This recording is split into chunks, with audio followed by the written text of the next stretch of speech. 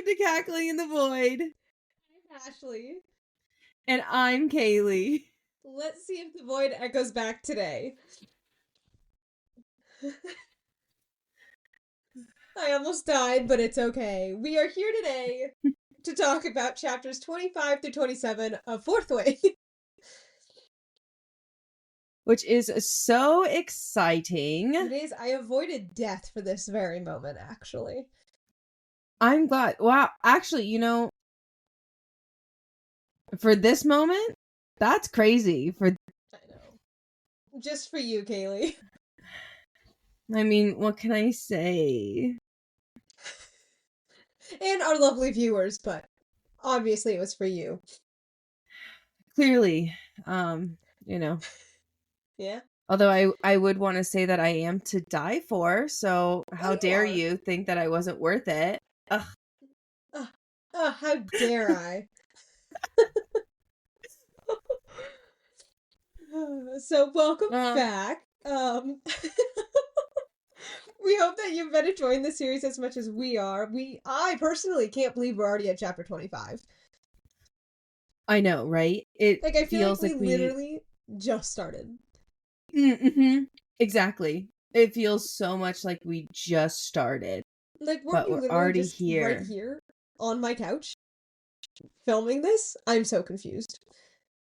I mean, it does feel like no time has passed. I thought we have been, but I don't know. I guess it's been longer.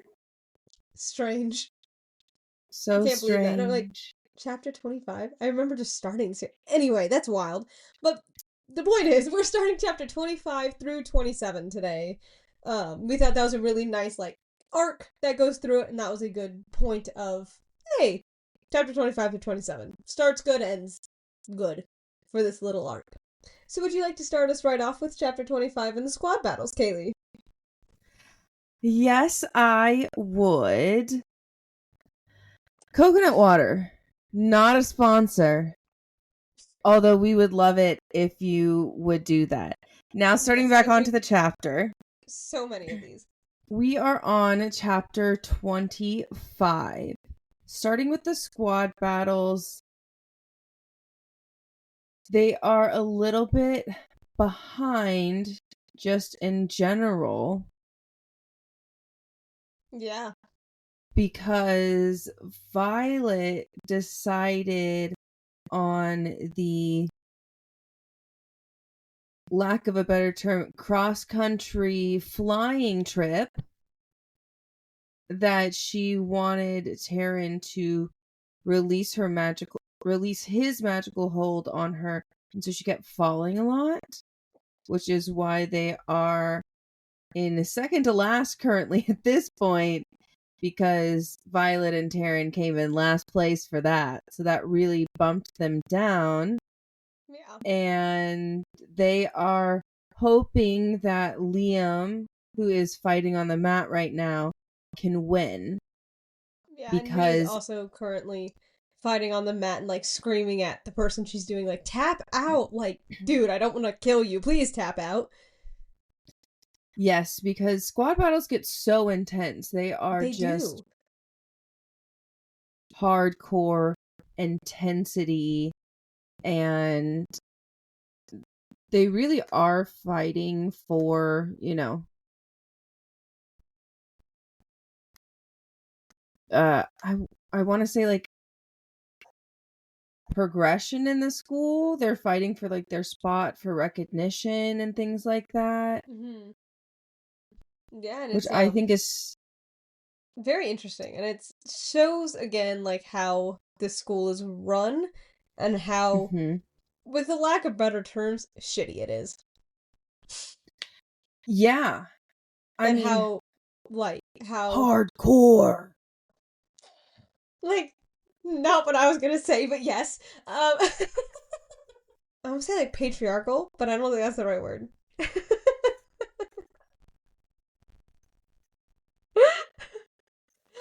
How much of a hierarchy there is. I got there. There very much is a hierarchy at this school, and making the students compete against each other, all of them very much shows the hierarchy because you want to come out on top above everybody else, and how there's a hierarchy of like the general, the professors, the instructors, and like the very much a big thing in this school, and it shows it, at least to me, with the squad battles a lot. I would absolutely agree with that. But not only that, I think one of the biggest reasons why they're really trying to rank so high is because this does get put on your permanent record once you graduate. You know, the higher in the class that you graduated, the more you're gonna get. I'm trying to like figure out how to word this, that you're gonna get like a better position once you graduate, Oh, that's and true. Like the maybe higher that like a you, better station. yeah, like you might be a Mm-hmm. lieutenant or you might be a Yeah. captain. I don't know if they have those, but you'll get a higher Yes. rank once you're out of Basgiath. Yes, and lo and behold, Liam does win his battle on the mat and bumps them up to second place, which is Is it second great or for third place? them. I think it's third. I don't know. Great. Bumps them up to third place. Good job, Ashley. That lightning memory. Well, is Thank you, it? thank you. What? Is it? Like, is it second or third place? It's third. We have written down third. So then they, they're all very excited. Riddick and Sawyer and Violet and everybody's so excited. And then, was it Mari? No, it's Panchek. Yeah, Panchek.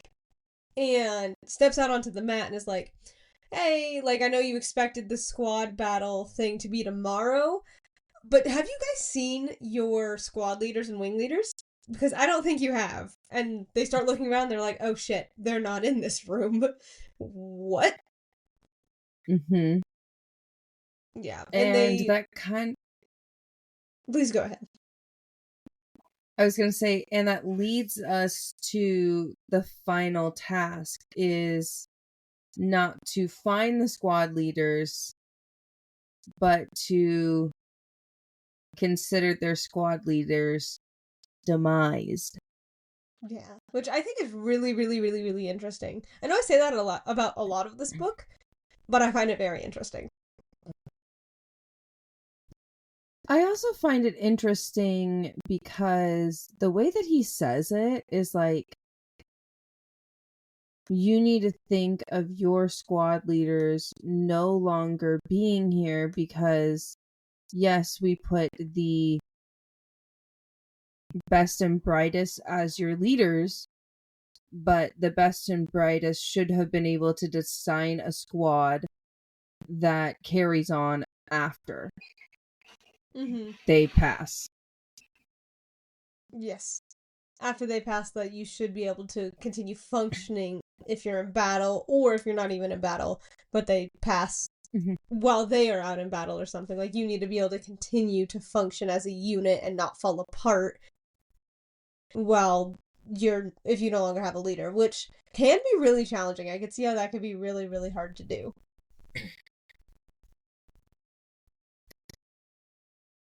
Definitely, I would agree with that. It's also the idea of who is the leader now? Where does this go? And as they're going through this, they're trying to figure out actually who is now next in quote unquote line if their leaders do die. And And they all kind of agree. They're like, well, it should be the third years because it's their last year here. They have the most experience. And two of them are like, why do you think we never got into leadership? Absolutely not. Not our cup of tea. So Imogen ends up being in charge, which, good for her. I love Imogen. I do too. I know that in this book she's not quite as highlighted as in other books, but I still like her like starting out in Yeah. this small role and realizing that she could be in charge if something were to happen. I also find it extremely interesting that she does lean on Violet to help her devise a plan and to look at other people's signets and, I guess, devise a plan using everybody's powers and signets to the best of their ability. So Imogen is in charge, but she is like asking anybody for like ideas and things that they know of that would be a smart idea to grab because they have to go find a piece, an object or something that would give their enemies the biggest advantage in the battle. So they have to think, and they have no boundaries, just Basgiath. They can go anywhere in Basgiath. That is the boundary. And they have to think, and they have an hour, I believe. I thought they had 2 hours, but They have maybe a certain amount of time. maybe an hour sounds better. It's like more hasty. I don't know, but they have a time limit on how to get these objects. And so Imogen's like, hey, do you guys have any ideas? And Violet kind of thinks, hey, like, this is a really risky idea, but what are your guys' signets? And she starts asking everybody their different types of signets. And, there's the wind, there's memory wiping, Mm-hmm. there's. My eyeball is itchy. Astral projection. Thank you. There it is. Thank you, thank you, thank you. I appreciate it. There's something in my eye. I apologize. And she's just kind of gaining everybody's powers and signets together, and she actually decides that maybe we should break into General Sorrengail's office, who is her mother. Mm-hmm. So she wants to break into her mother's office, who is obviously the general here. And she doesn't quite know what to steal just yet. She's just thinking of a plan and a way just to break in without hopefully getting killed, because she openly says that if my mother catches us, we will she's not going to be soft on us. We probably will die. Yeah, like, just because I'm her daughter doesn't mean that we get a free pass. Just to let you guys know, we will die if we get caught. So, and she ends up, like, devising a plan. But I do think it's interesting how, like, Violet did have to clarify, like, hey, and it just because I'm her daughter doesn't mean we're gonna get away with it. Kind of showing again how her mother is that very general appearing mother. Like, yes, general, like, she's the general of Basgiath. Wanted to clarify. Especially to her. She is very strict, very, lack of better terms, professional with Violet. Yeah.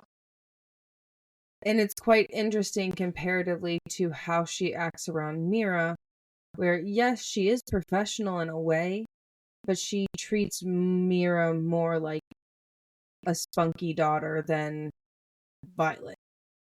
Yes, I would agree. So as they are going in to steal something from her mother's office, They are talking also about like what they should take. And they start talking about scribes. Yeah, they do. It's very interesting that they are talking about scribes, and a couple people have big opinions about scribes.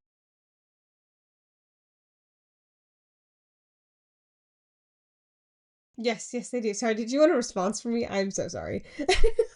Well, I assumed you were going to read the quote, Oh, I'm but so sorry. I thought, I didn't realize that we were already there. I'm so sorry. I didn't know that you wanted me to that, respond. I apologize. I was not. I mean, It's okay. that was the lead. Well, some people have some very big thoughts about scribes.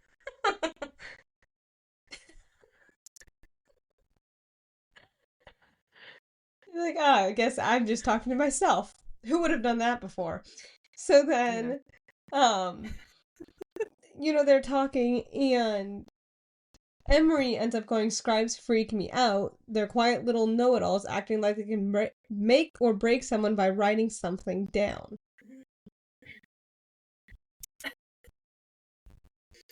Which I think is very telling, to be quite honest. It's very, very telling about what even the writers are thinking about scribes in that quadrant, and knowing that your name in history could go down as anything that these people wanted to just by writing the wrong word down.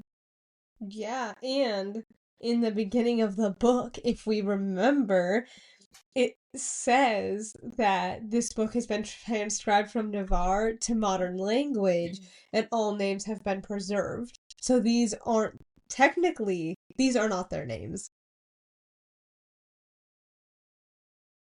I feel like this needs to be discussed a lot more than it is. I feel like this is not discussed about enough anywhere. That beginning excerpt. Yeah. I mean,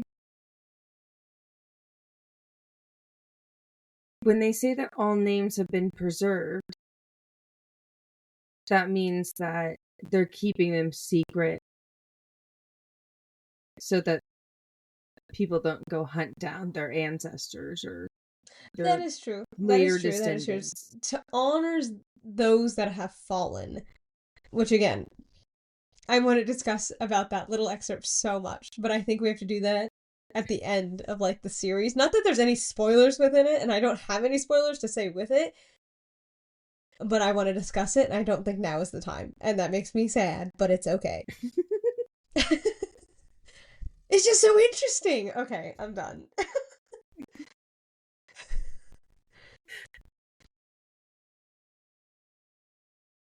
Do you not find it okay? Interesting? I mean, I do. I find it quite interesting. I just think that you may not be explaining it the way I think you want to be explaining it. That is true. That is true. I can wait. I will wait till the end of this book. It's okay. Not that there's spoilers, but it's okay. I love that. Yeah. Thank you. I appreciate that you love that. Anyway, so they're going and they're trying to figure out their plan to get into her mother's office, while they're talking about how writers don't get a break. They're there for 3 years straight. There is no break for writers. It goes right up until conscription day. Is that what it's called when the people walk the parapet? Mm-hmm.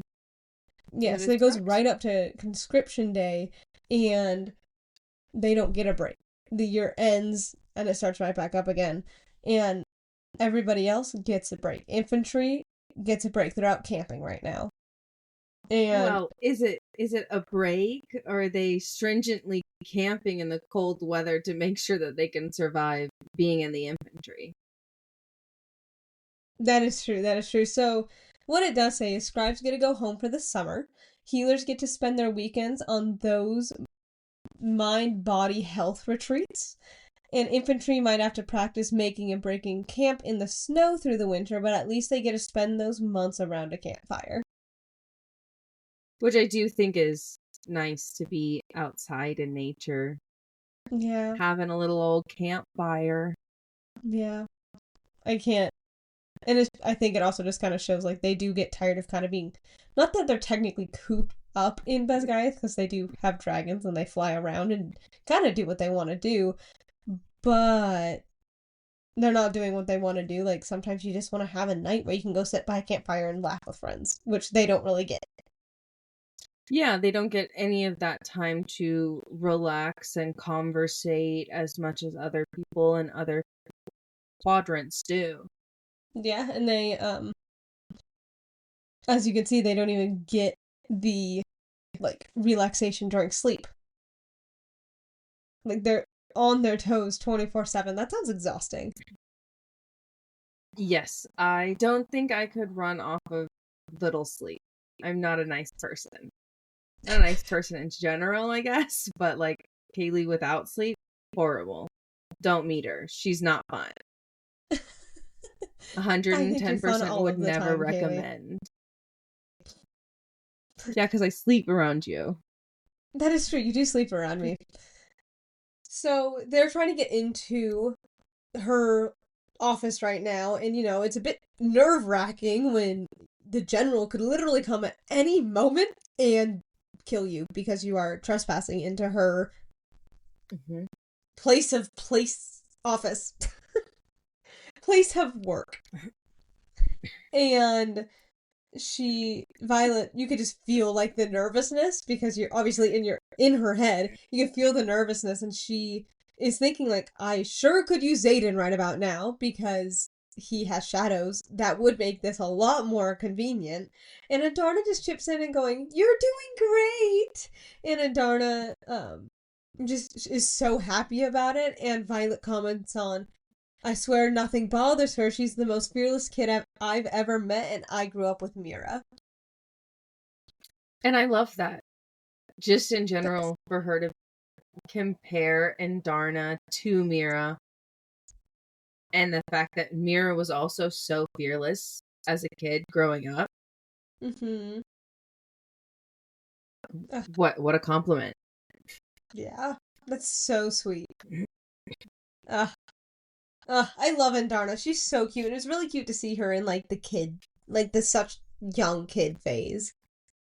Yes, I think that it's fun to see her like this because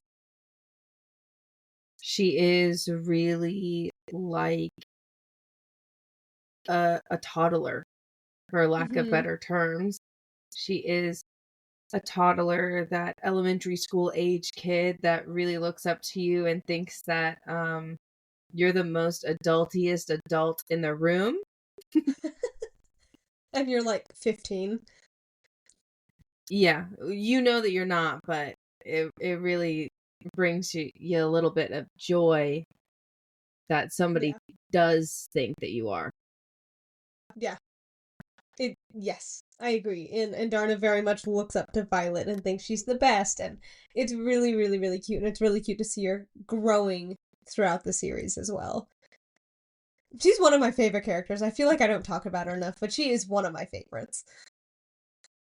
I mean, I'm sure that you don't, because she's not as highlighted She's not. right We don't get to now see at her as this much point as.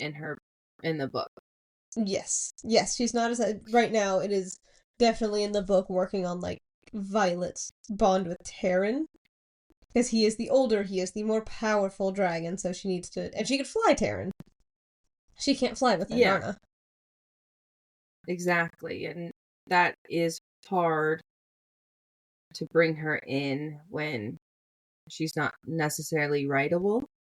Mm-hmm. Yeah. So then, Kayla, would you like to continue on where we are? Yes. After Indarna chimes in on her head, they realize, like everybody's ability, one of Quinn's ability is to astral project in places. And so they use Quinn's ability to distract the guard so that they can break in. And now, once that plan works, they're in the office.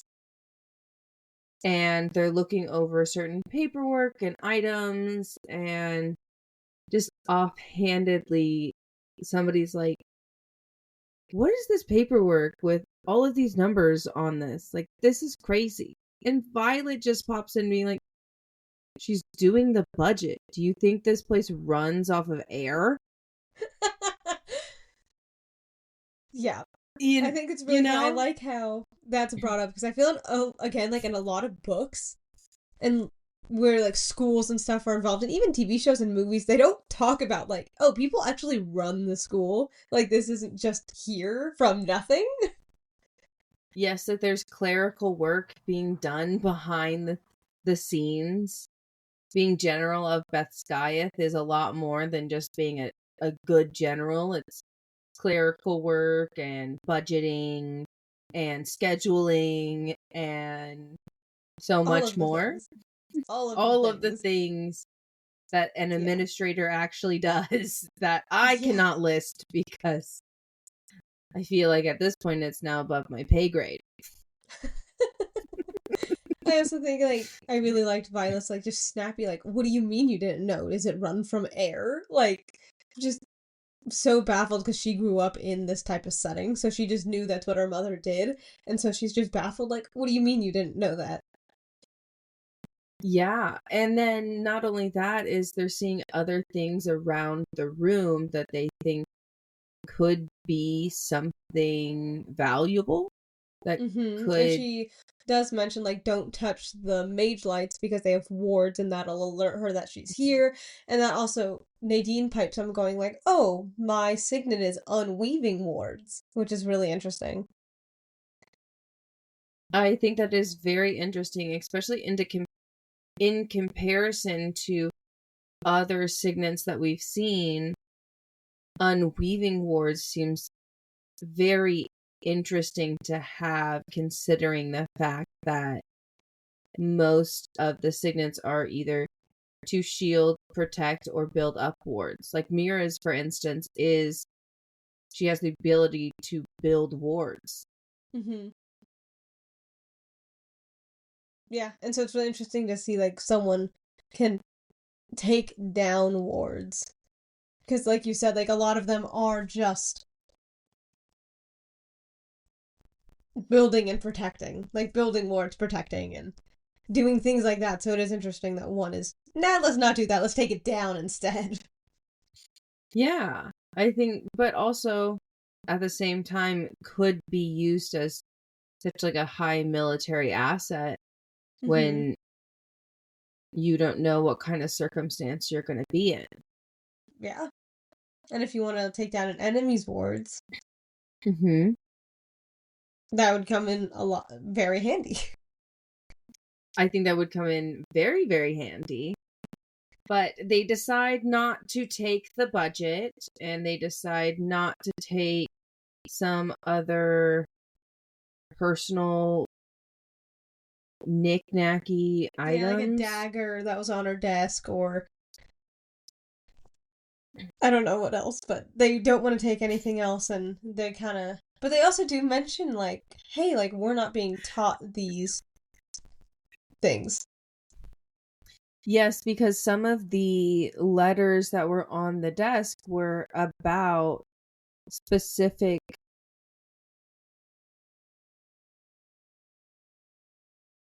what's the word?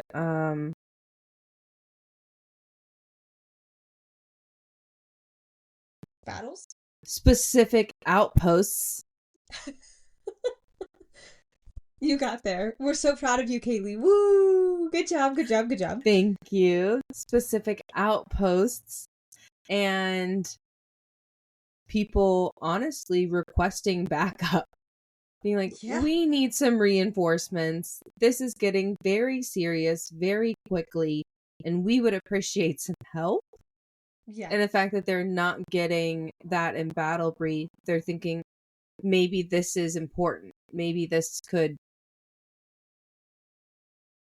turn the tides, I guess, for them. Mm-hmm. But in the end, they did decide not to go with any of like the personal letters to General Sorengale. And they decide to go with a map that is on the wall. Yeah, and the map has all of the active and inactive outposts and the where the battles have been. Which I find very interesting that it took them so long to get to the point where they want to steal the map. Yeah, Like, right? they sifted through so many items. But I do guess, like, I don't know about you, but I don't know if I'd be looking, like, on the wall specifically. Like, they're probably thinking of something a lot smaller to grab. Like, if I walked into a room and I see a map, my first thought is I'm gonna go, oh, we need a map in Navarre. That is true. I find it interesting that it took them so long and they were sifting through so many items is because Violet has been in that office since she was a kid. So then Violet looks and is like, I know what we're gonna grab, and they're gonna take that map. And she's like, I can't reach that. So then she has the other people grab it for her, like Liam and Riddick, I believe. Yes, the tall people in the group. Actually, I don't think Liam is in there. I think it's Riddick and Sawyer that grab the map because I believe Riddick is standing guard. Liam is outside guarding the door. Yeah. So I would have assumed that it's like Liam and Sawyer. You're right. You're right.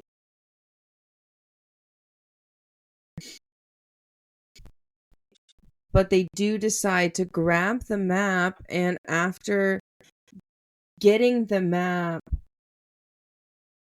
they roll it up. They're like, they took it off the wall. They're rolling it up. They finally have it in their hands, and Liam comes in and is like, the guard's coming back. We have to get out now. And it's this mad dash to get out the door. And it doesn't actually end up working out. And they end up having to fight, in quotes, fight this guard. And they push them. They end up knocking him out.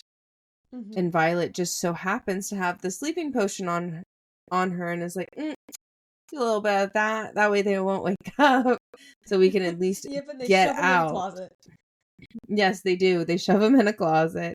They give him some sleeping potion. And then they run to... Mm-hmm. I always want to call it the mess hall, but I'm sure that they have like some sort of like gymnasium area. They run to...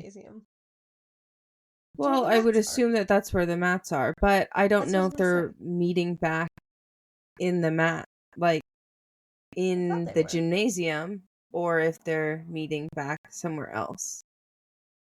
Because technically,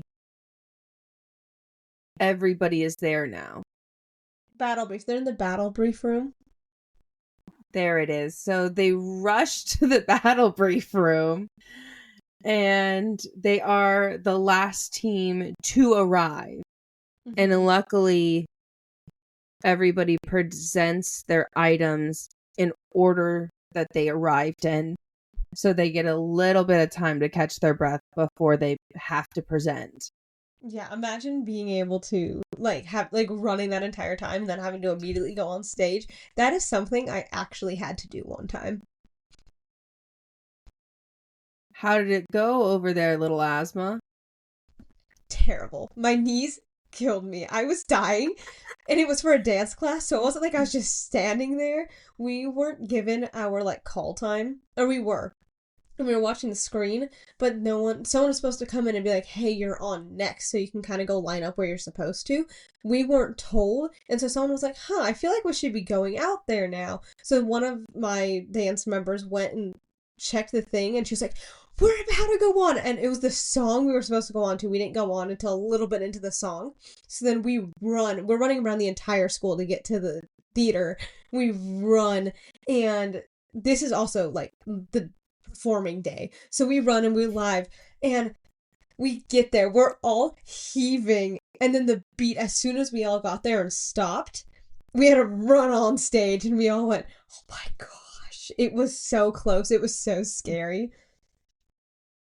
But moral of the story is you made it in time, just like And so did Violet and they. her team. Yeah. Very stressful. I do not recommend. And, then they're kind of like judging what the other cadets, they're not cadets, but what the other teams brought.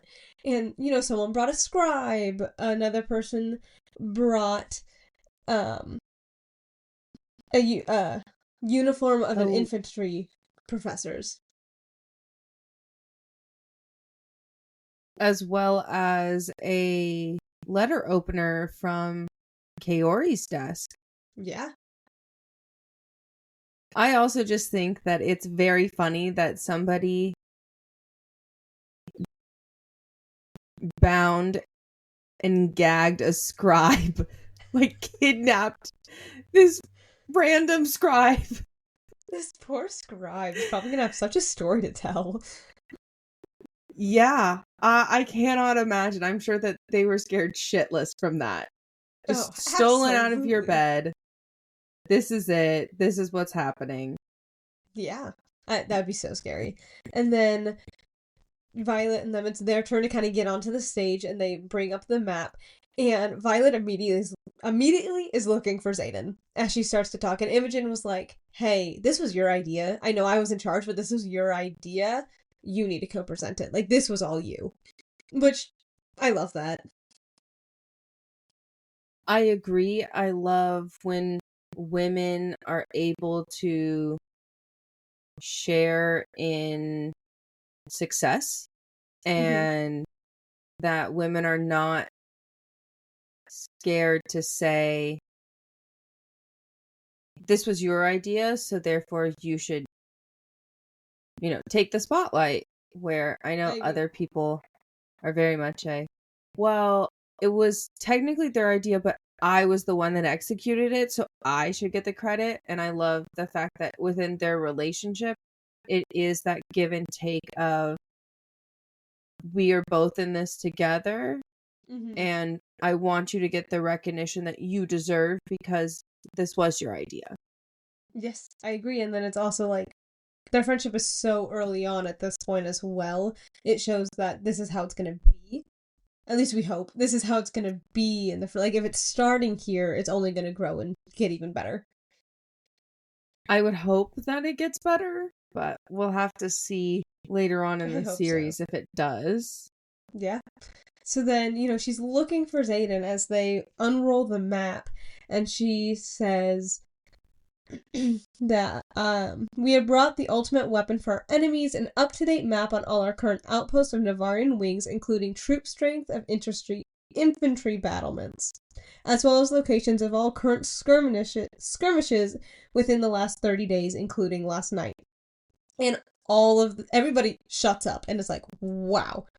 Just, it's quiet, and all of the teachers are like wide-eyed and very nervous.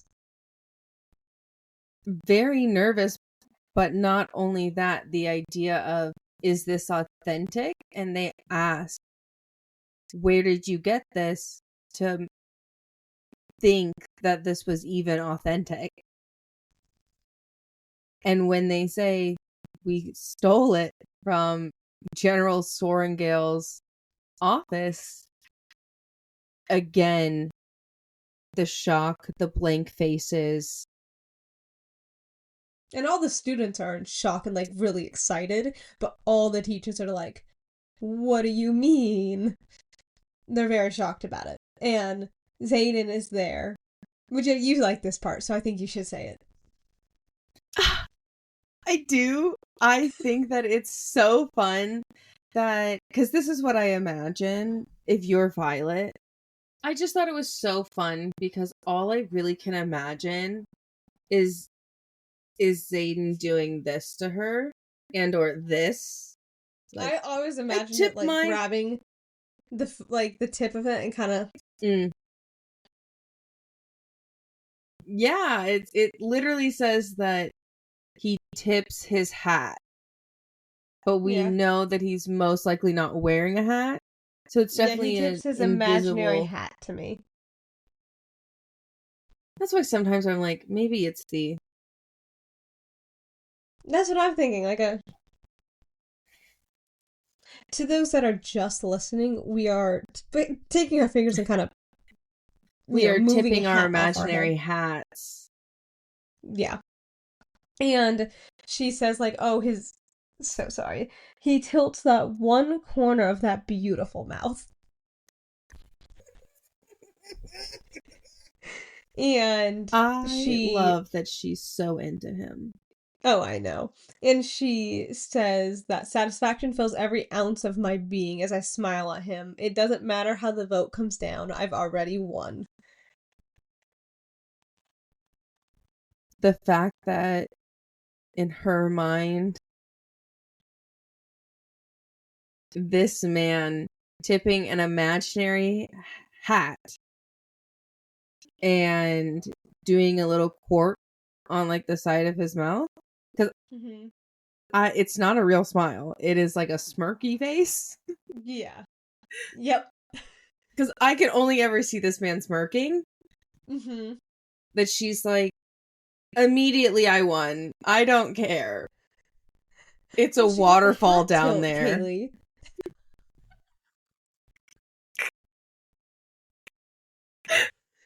All from a God. hat tilt. Am I wrong though? No. Is that too inappropriate to say on our podcast No, that I just we was not literally just said expecting you to shit and say it. fuck?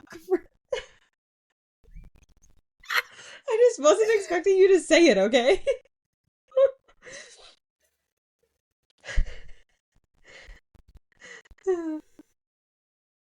Anyway, back to our regularly scheduled programming.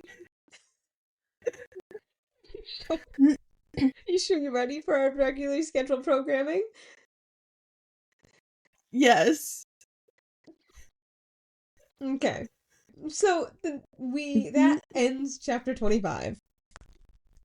So we are now on to chapter 26, which I would like to read this because it does kind of explain the chapter a bit more. It is the beginning excerpt. There is no stronger bond than that between two mated dragons. It goes beyond the depth of human love or adoration to a primal, undeniable requirement for proximity. One cannot survive without the other. Just, I like that. I like how it explains it. Anyway. I agree. I like how it explains it, especially because we have not really gotten a real concrete reason why dragon mates can't be separated for a long period of time. Yes. This is true. So I really think that And we haven't plays really gotten in. more. We haven't really gotten an explanation on dragon mates, just more that, like, their bond is stronger than a human bond, and, like, we really haven't gone into that much detail about a dragon mating bond.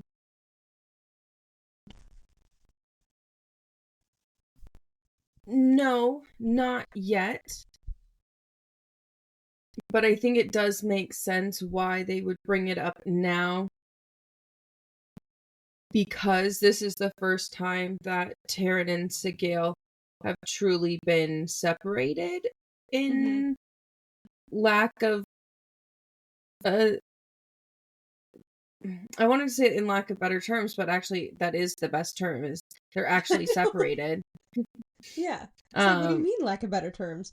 Because in this chapter, because Violet Squad ended up winning with the map, they won, and so they actually got to go onto a little, like, I don't know how else to call it, but, like, in quotes, retreat.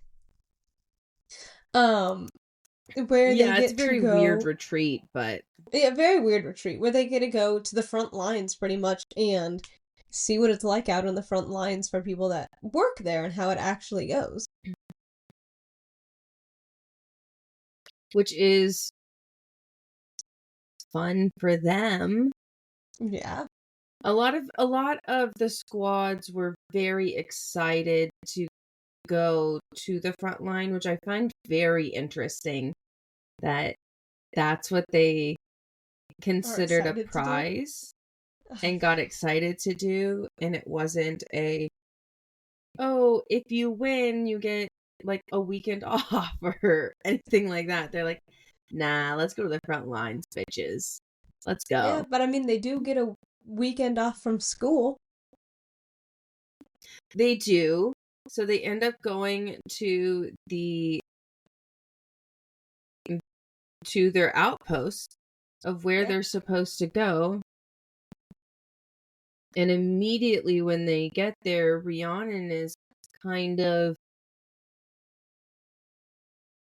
acting suspiciously and is like looking around and things like that and is acting a little anxious. And Violet picks up on that and is like, what's going on? What's happening? And it comes out that Rhi says that her family is in a nearby village that will only take, it'll be a very short dragon ride. Mm-hmm. But the only thing is they have to sneak out. And Violet looks at Rhi and says, good thing we have 6 days to figure out how to sneak out. Yeah. And I forgot what I was gonna say. Good thing, yes, good thing that they have 6 days to try to figure to sneak out. And I really, really, really like how she very much, they are kind of like we were saying about Mira, but like how they're kind of like ride or die friends. Like, we have 6 days, we're gonna figure it out. Don't worry, it'll be fine. And not only that is the fact that Violet was like, I'm going to go with you Mm-hmm. and we are going to figure this out together, not I'll keep my mouth shut, but you have 6 days to figure that out on your own. Yeah. So I like that it, in terms of their friendship, it really shows how ride or die they are for each other and Mm-hmm. how close they are to each other within even the squad. Yeah. I agree. And it's, like you said, yes, like the squad, that was gonna be my point. Then you said it right as I was about to. So good job, Kaylee, for reading my head. I know, reading your head is so easy. I would say that Oh, reading really? your mind is easier, but according to you, reading your head is better.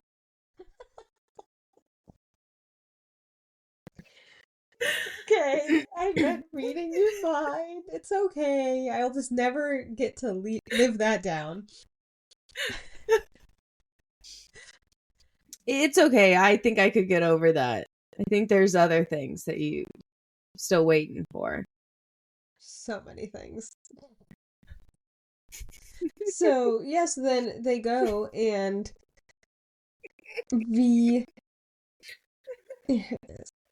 So, they're flying, and Dane is there because wing leaders, and not wing leaders, squad leaders gotta go. What, Kaylee? You're right. Squad leaders get to go. Squad leaders get to go on the retreat as well, so Dane is there. And Dane blatantly asks, like, Violet's giving him this look. And Dane blatantly asks, like, what's that look for? And she's like, what look? And she and Dane's like, well, the one where someone just sucked all the joy out of your world. And she blatantly tells him, I was just remembering the guy I used to climb trees with. That's all. Oof. Oof. Oof. And he just and she was like, it looks like I just slapped him. And I'm like, good. Yeah, good. Because I'm not gonna lie, like, I think that would hurt so much more than somebody actually slapping me in the face. Oh, If they were absolutely. just like, oh, I was just remembering all the good times that we had, and then I remembered how much you fucked it up, and we could never go back to that. Like, that is basically what she said Mm-hmm. And I could understand why he looks like somebody slapped him in the face because of how devastating that is. Oh, absolutely. That would hurt really bad to hear. But also, good for her for being honest and bringing honesty into her life, because before, I don't think that she would have said that to him. Yeah, and I feel like they said earlier, that she did say, like, it's stripping away things, but, like, she is becoming stronger. Like, you could see it throughout this book. Like, she is becoming a lot stronger. Yes, she is, as well as fostering her own independence Mm-hmm. is a big And that's hard thing to do for when her. when you grow up, and, Mira was definitely there for her, making sure she was safe. And I don't say her mom, but her mom probably didn't give that much of a shit. But it's really fun to see her growing that independence and being able to be independent for somewhat the first time in her life. And it is fun to see in her getting stronger. And I also really do appreciate having, like you said, like an honest female protagonist. Yes, Like, I feel I like a am. lot of female protagonists that we have read I wouldn't necessarily say lie, but they would hide their feelings for their man and So not say I full guess truths. what you should say is that it is refreshing that Violet does not have a need to mask her feelings to preserve a man's feelings. There you go. A round of applause for Kaylee for being able to translate what I was saying. Just in case it didn't make sense to anybody else. I know I translate because sometimes I'm like, this has to be what she's saying. And if I say it like this, it'll make sense. Yes, it did make sense. Yep, it did. Thank you, Kaylee, for translating my brain. I mean, for the most part, I feel like it really doesn't need to be translated. It's just my brain does not translate English well. Yeah. So it really is for me. Thank you, Kaylee. So then, Yes, yes. I know that Kaylee absolutely loves this part. We get to see one of Kaylee's favorite characters again, and she's so excited about it. And we get to see Mira because she's at this time stationed at this outpost. Oh my gosh, we love to see the girly pop. But not only that, it's so interesting because when she does get to see Mira for the first time, she openly says that I saw Mira and I forgot to be stoic. I forgot to be untouchable. I forgot to stay in my place. I forgot all of these things that this military school teaches you to do and how to conduct yourself. All of that went out the window when she saw her sister. And it was this, they're running, and all I can imagine is, you know, those videos of like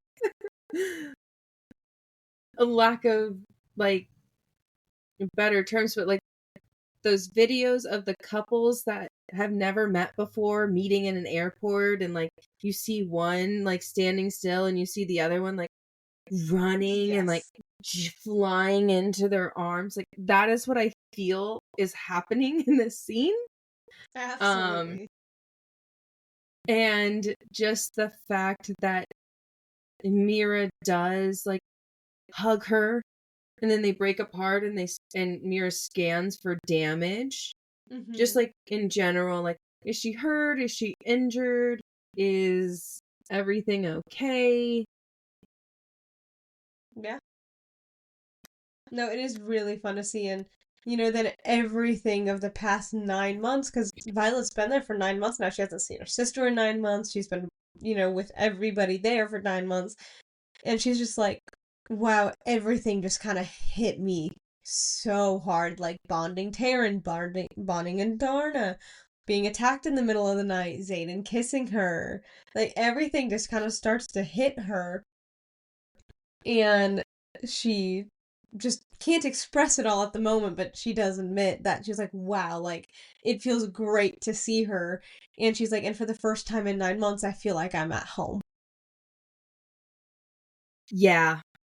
I loved that part. I was like, oh, that's so sweet. The It's fact so that cute. she thinks that she's at home when she is with Mira, I think is very touching sibling dynamic. And Oh, I it really really like is. it. I also think that it is, on the flip side, something to think about because she was technically raised at Bethgaiath.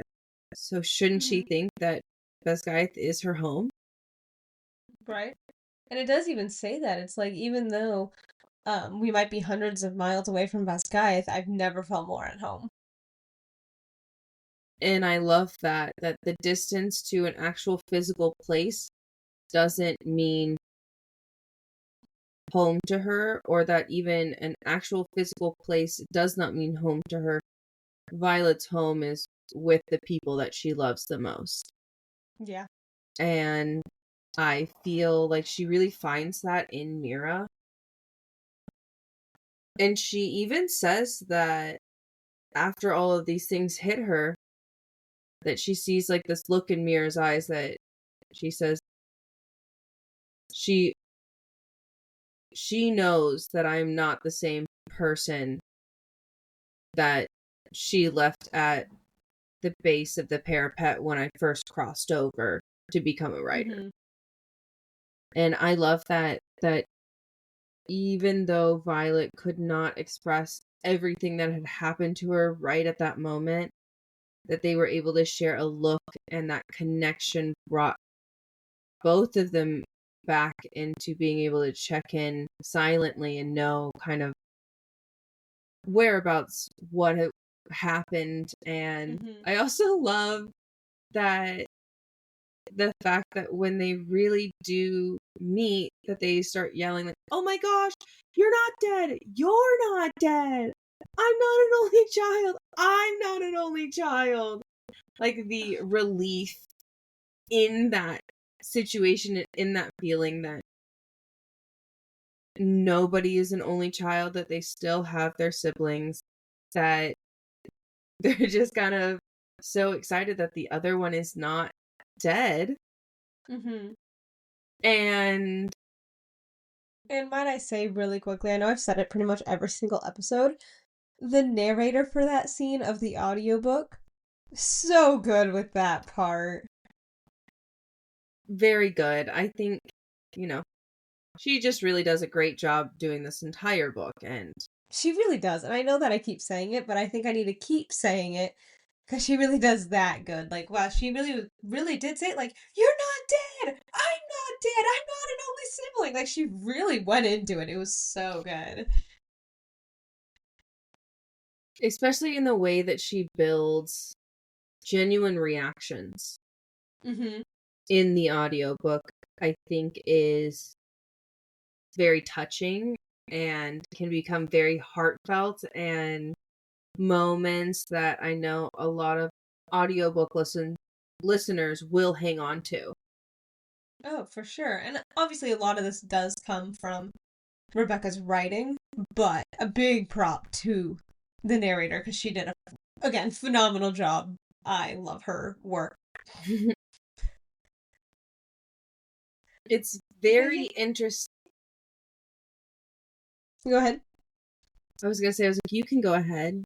Oh, I was gonna say, but yeah. That's all I was gonna say. That's why I said, go ahead.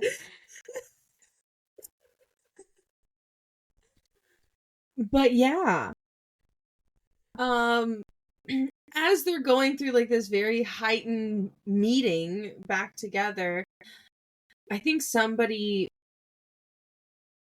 offhandedly mentions like, "Oh, is this how they always interact? Like, is this how like the Soren girls always interact?" And Dane says, "The Soren Gale girls have always been this weird." And Mira immediately like, all this is all I see in my head. She's hugging her sister like this. He says it, and she's like, "Shut up!" Like, and then goes back like to hugging her sister. Yes, Like Mira's absolutely. so swiftly cuts him off and is like, "Shut the fuck up, Dane. Jesus. Let me have Yes, this put him in moment." his place. We need it. We love it. Yeah. And then, then we have a bit of a time skip. And all we hear is Taryn kind of going, don't get caught. And then she, Violet's like, we're trying not to because Ree and her are sneaking out to go see her family now. And Which on the way is there, they run into Mira. And like she physically runs into Mira. And like kind of staggers backwards because she hit her so hard. And then Mira's like, don't you check corners? Like, what are you doing? And Violet's like, well, in my defense, I didn't think you were going to be there. I kind of agree with that. In her defense, she really didn't think that she was going to be there because she was not where she was supposed to be. That this was supposed to be another guard doing a different round of patrol. Mm-hmm. And Mira's like, I switched because you were acting weird at dinner. So I switched just to make sure you're not going crazy or something. Yeah. And, so then after some like, hey, like, how would you feel if I had a, because Ree's sister and Mira's like, you need to go. Like, what are you doing? You need to go back to your rooms. Like, we can't be doing this.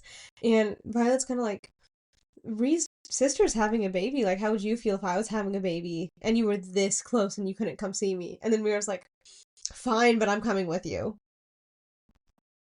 And I love that that is something that she uses as like almost a guilt tactic or a manipulation tactic to be like, but what if I just had a baby and you couldn't see them? You would be sad. Yeah. And the fact that Mira is so loving and caring towards her family that she understands why that would be heartbreaking almost. And so Mira ends up sneaking out with them. We love it for her too. Like, I like how she goes to, like, hey, fine, I'll come too. So you don't die, because I think you're gonna die. And so she doesn't get in trouble. So if, like, she's there, it's, hey, I was escorting them or something too, Mm-hmm. Exactly. Or even just some excuse that could get them off the hook instead of being like, we actually snuck out. Mm-hmm. And she says, like, oh, but if you even think about telling anybody, I'll make sure you regret it for the rest of your natural life. Which I think is so funny. Because it also shows that Mira is sticking her neck out for Violet here so that they can go out. Yeah. And that everything runs smoothly. Yeah. And so then Mira was like, oh, like, you've been here for 2 days and you're already breaking the rules. And then she sighs, and you could just tell, like, that sister, like, okay, there's a quicker path this way. Let's go.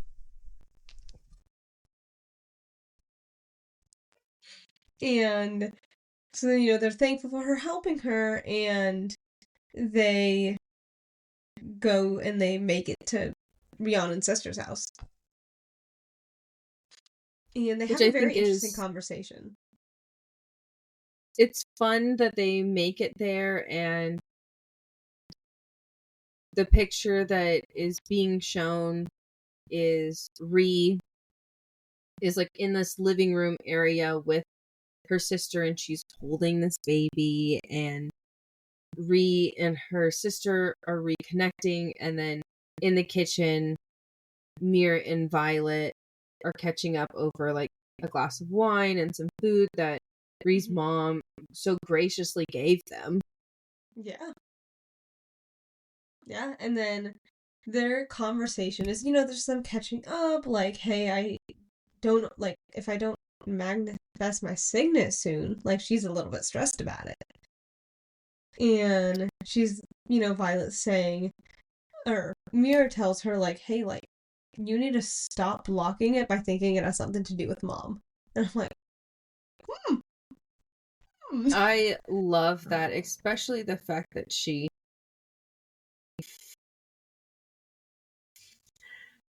You good? did it. You good? Yeah, Kaya just yawned really loudly and stretched, and I fought back the urge to go, ooh, big stretch. It's so hard to fight back that urge. Yes, you stretching. See, now you opened up a can of worms. We were all on the same page. I'm so sorry. I also think that it is fun to hear Mira say that her signet has literally nothing to do with her mom. And that once Violet figures that out, it is going to happen for her, and it is going to unlock, and it is going to be just hers. And I think that is something for her to look forward to. I also think that Mira laughing that Violet is poisoning people is funny. Oh, absolutely. And like she spits out, like almost spits out her wine because of it. Yeah. And then the fact that Mira is like laughing and giving her advice, and then she does say that, damn, my little sister's a fucking badass. She literally bonded 2 dragons, not one, but 2 dragons. And one of the dragons, yeah, and a feather tail, and the other dragon is one of the most powerful dragons of our generation. She's so And proud. It's so sweet. yes, to hear how proud Mira is of Violet is so refreshing to hear, because most of the people that we've been seeing in Violet's life are not as expressive in how proud that they are of her. Yeah. Because are they really proud of her? Yes. Are they really proud of her?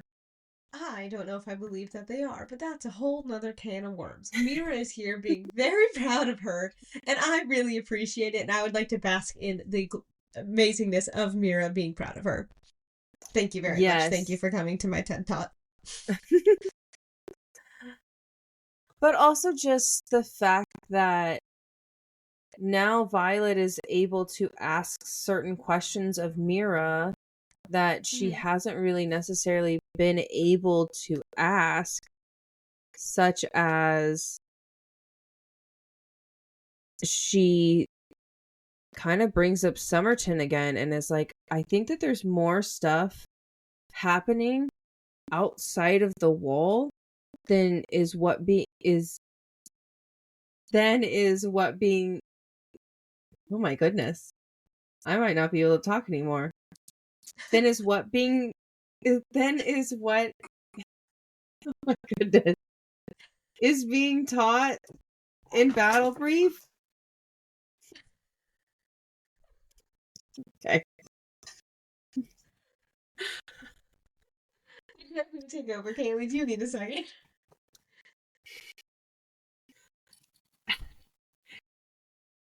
Yes. Can you say that, please? Yes, I can. So she thinks that there's like way more going on beyond the borders, and that like they don't teach about a battle brief.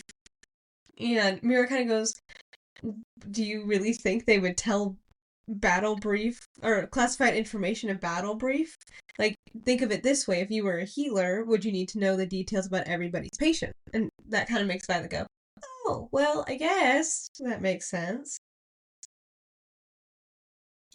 When Mira puts it like that, yes, that does make sense. But also at the same time, I'm on Violet's side in terms of if you're trying to prepare us for war, why are we going over battles that are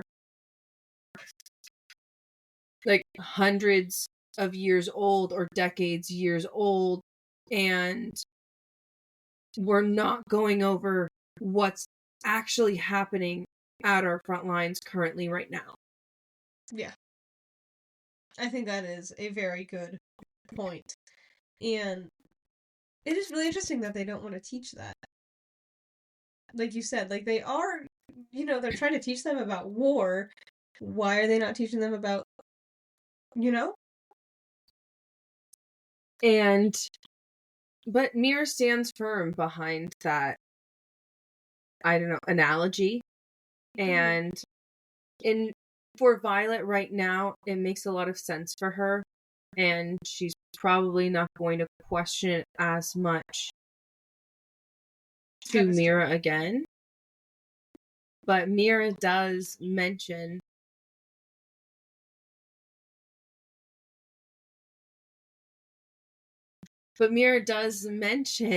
that she can feel the tension between Violet and Dane. She's like, what is going on? You guys used to Yeah, she's be like, now please inseparable. tell me what the fuck is going on between you and Dane. I She's like, I've seen less tension between on a crossbow, and I don't mean the good kind.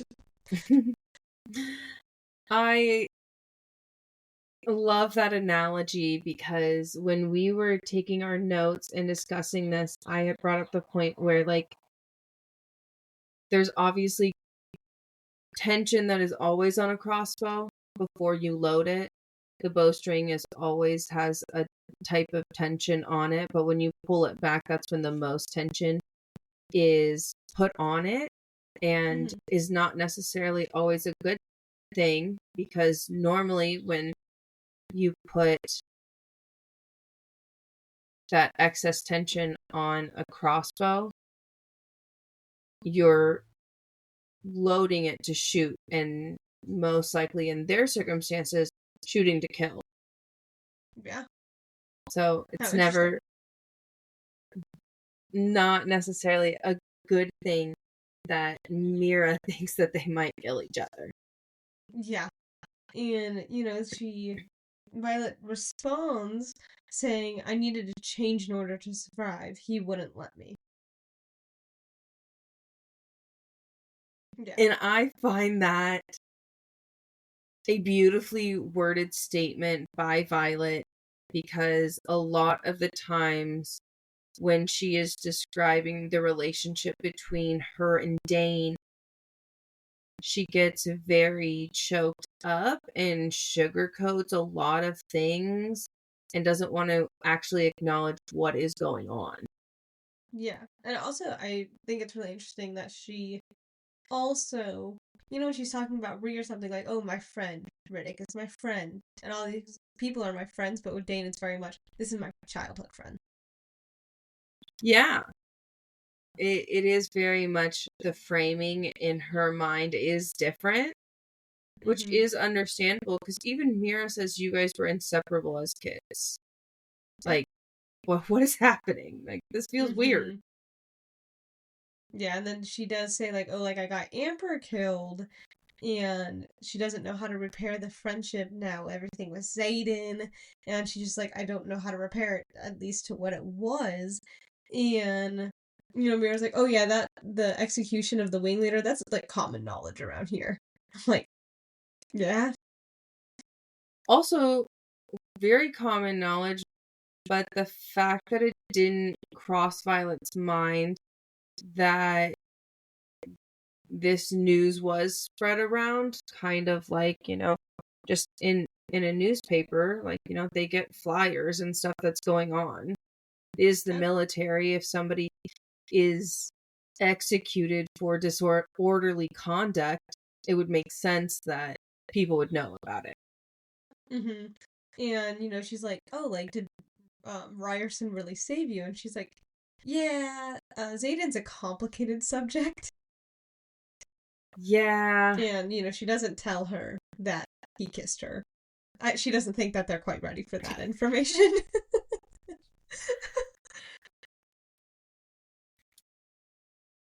Especially because Mira says, I hope you know what you're doing because I told you to steer clear of that traitor's son.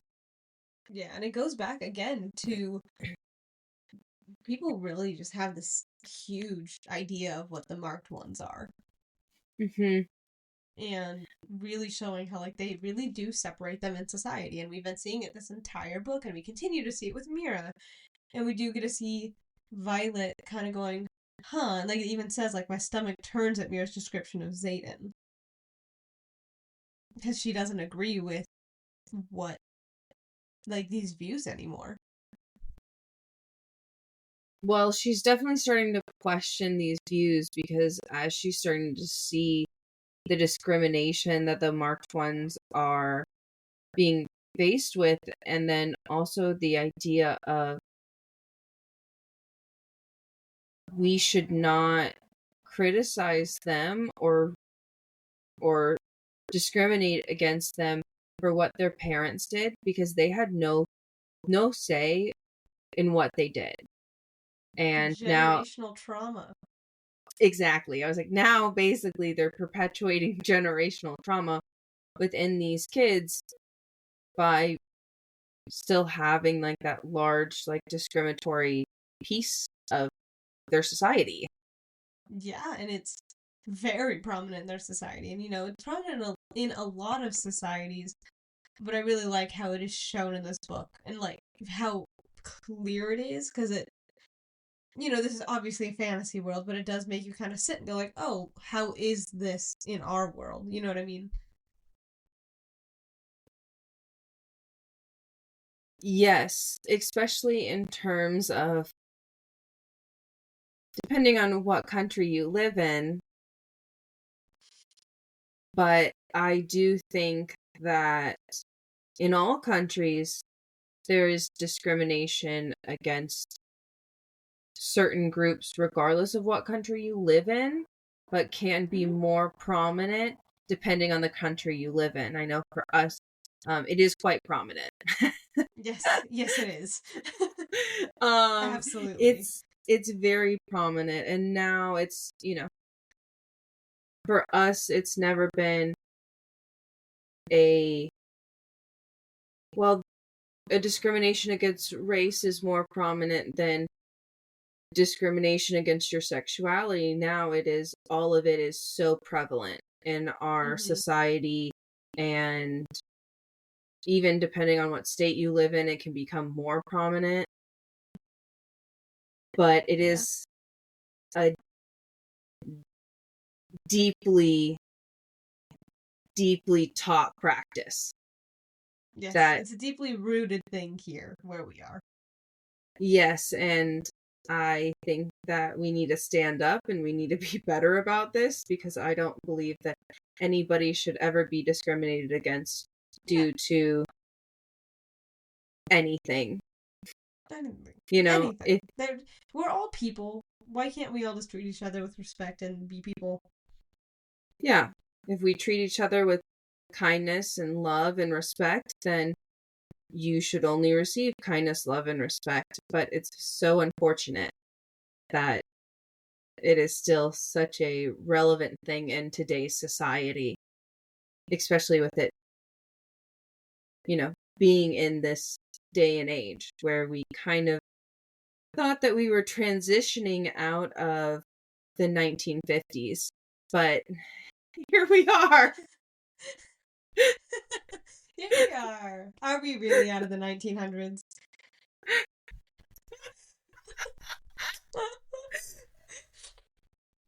Sorry.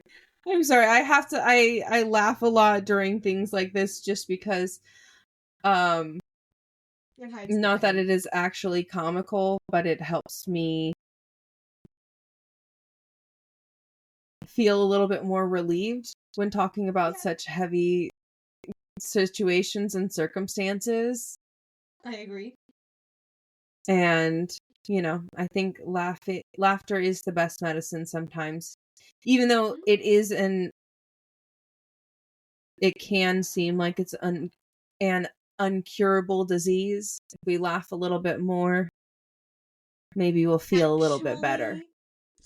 Actually, as someone that is currently in nursing school, it is actually a known fact that people that laugh more are healthier. Like, it's an actual thing. We just learned about it. Like, they're healthier and they. Okay. I love that. Are they actually happier? Because if that's a fact, then I think science needs to study me more. I said healthier, not happier, healthier. Well, great. I love that I can definitely count on my health. Right? Anyway, back to the book. They continue talking, and Violet goes, "Oh yeah, like the vest, like the armor you made me from tiny scales saved me. Like has saved me Mm-hmm. multiple times, and you need to tell someone about it because I think this should be a staple in our armor and things." And Mira told her that she told leadership, and that they're looking into it, which I think is really sweet. I also agree because bringing in something like that could be so monumental to the survival of these warriors, like the riders and things like that. I know I'm really boring, Ashley. I'm so sorry. I don't know what happens every See, Ashley is time. like, "Oh, I'm never gonna live down this saying," and I'm like, "No, actually, there's something that I will never let her live down. This, right I there, yawn that." every single I yawn every single episode. I cannot tell you why. I don't know what it is. I'm genuinely not tired. I just yawn. And Kaylee is not boring. I am not bored. I think that we are quite funny. I know that might just be a me and you thing, but I think that we're quite funny. So I'm entertained, so I don't know why I'm yawning. And the more I talk about yawning, the more I'm gonna yawn. So We love it. Ashley never yawns, by the way. Never ever. She's not currently doing it right now. That's preposterous. nope, I am just breathing because that's all Mm-hmm. that is. That is correct. She is just breathing. Yeah. So then, they continue their conversation, and a big thing that happens is Mira grabs something for Violet. Yes, she did. She so happened to grab and to keep the copy of the Tales of the Baron that their father used to read them. Mm-hmm. And she says that Mira openly says, like, "Oh, I grabbed this book specifically because if mom got a random hair up her ass and cleaned out all your shit, you would still have it." And she's like, "I have it back at the outpost. I'll give it to you." Yeah, and Violet is so excited to be able to read it again, and she, is just so excited to reread this. And then, it leads into a really interesting conversation, and where Mira's like, "I really don't understand why you like that book. Like, it is just fables and fiction." And she's like, "Why do you like it so much?" And she, she's like, I know they're just stories, but I never used to get why the villains would choose to corrupt their souls and become venom. And now, and then, Violet's like, oh, you empathize with the villain? And she's like, no, but we have the kind of power that people would kill for. Dragons and griffins are the gatekeepers, and I am sure to someone jealous enough, ambitious enough, risking a soul would be a fair price for the ability to wield. Just makes me glad that our dragons are so discerning and our wards keep the griffin riders at bay. I just found that conversation was really, really interesting. Like how Mira was not necessarily empathizing, but I like how she was like Violet was like, "Oh, like are you empathizing with them now?" And Mira was like, "No, but," and they kind of went into explaining how she's just glad that dragons are so discerning and our wards keep the griffin riders at bay. Exactly. And then she also like goes on to say that who knows if the griffins are discerning? Like who knows the type of people that those like the griffins choose? And I wonder if they are as discerning as the dragons.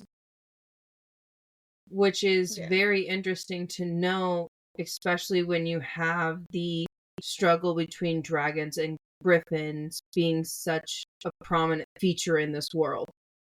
And also, it's just really interesting on how she was talking about, these venom things, and how she was like, oh, like, it's really interesting that people would just trade their souls for it, like, and choose to corrupt their souls. Like, this was a choice that they made to corrupt their souls. Like, it's really interesting. Like, this isn't something that just happens to somebody. They corrupt their souls themselves. I also think that that is such a telling point as well to bring into that the dragons and the griffins are the gatekeepers to this power. So without them, you cannot have without them you cannot have any or possess any type of magic at all. Like you need them in order to have these powers. And I think the gatekeepers. Like I really do think it's interesting on how she very much was like, oh, they're the gatekeepers. Like it was a very known thing. This is how it is. Like you said. So then we continue on. And they're leaving, and Violet is like, oh, I kind of wonder how long that mated pairs can be apart. Have you ever been stationed with mated pairs before? And Mira's like, no. And then she's like, oh, I'm just wondering how long. And then Xaden walks out of the distance, or walks out of the shadows and goes, turns out 3 days is their max. Especially the fact that he appears outside of like Rhiannon's family's house, like not even at like they're like he's not even waiting for them at the outpost. Like he is waiting outside of this person's house, lurking in the shadows, and basically gives them like a huge jump scare. Like, what are you doing here, sir? 3 days is your max. Like, okay. So now the chapter ends with Xaden just appearing and being creepy. I mean, is he creepy or is it sensuous? I'm so sorry. I'm looking at her note, and I just need you to look at 3 down the don't give a fuck. Don't fuck with my friends. Page 322. Bottom mum tum bum.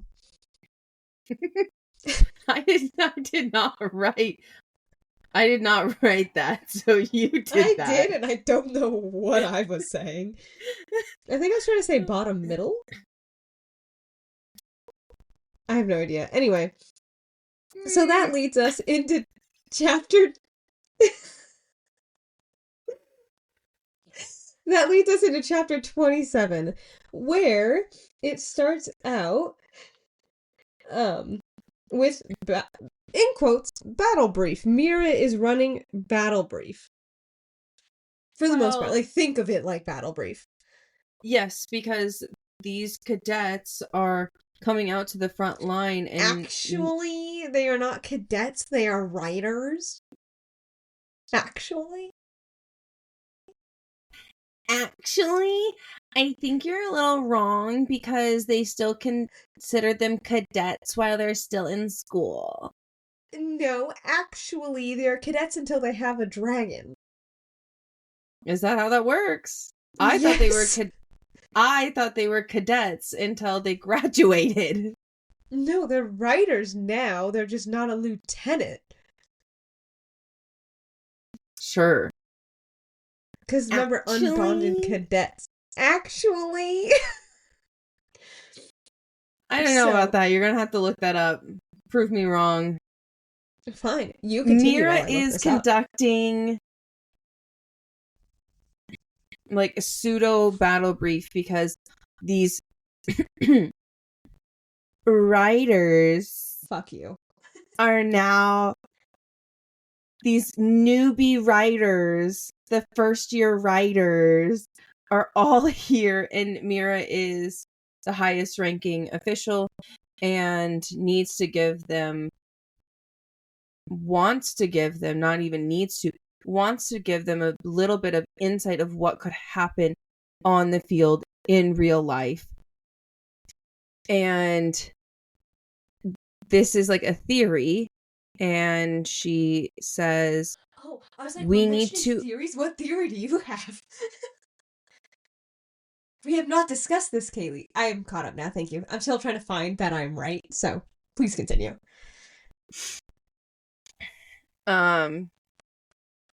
She is setting up this theoretical battle circumstance where they need to infiltrate a base, and they're trying to figure out who is in charge. And when she says that they need to infiltrate the certain base, all of the questions are, well, we're confused about how that base fell because this base should have this, and this protection and that, and that. And she looks at them and is like, don't take this so literally. This is just a theory. Like, calm down. Like, you guys take everything so literally that you guys can't even get your head wrapped around that this place could fall. Yeah, Are literally. you ready? No. I was just, if I had a remark, but then you said my remark, so it's okay. Great.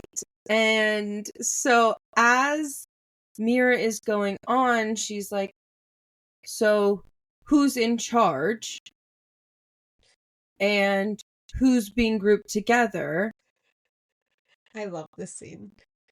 And Mira is trying to get everybody together, and they're like arguing about like the change in the hypothetical. And when Mira asks who's in charge, Dane immediately goes, well, I'm in charge.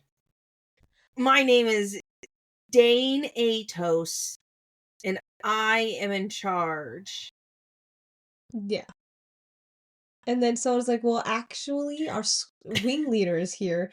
And then he was like, well, I don't remember that, or leadership wasn't supposed to be here. Ow. Ow. Actually.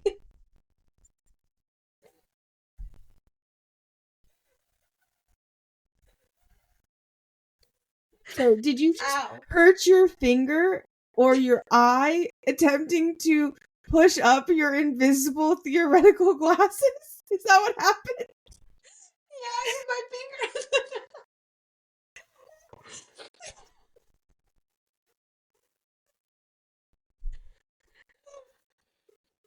Yes, I did. That is exactly what happened. Thank you. I just felt like I needed to explain that for the listeners that are not watching a video of us. Yep, I whacked my finger and my invisible glasses apparently fell off because I can't push up my theoretical actually glasses. Um, and Dane is up in arms and is very upset that Xaden is there and is trying to fight for purpose. And Xaden says, give Dane the position that he craves. Oh Because we God, all know so that good. obviously Dane It's wants so to be in charge and wants like Xaden's position and wants to be like wing leader when Xaden graduates and wants to move up in that. And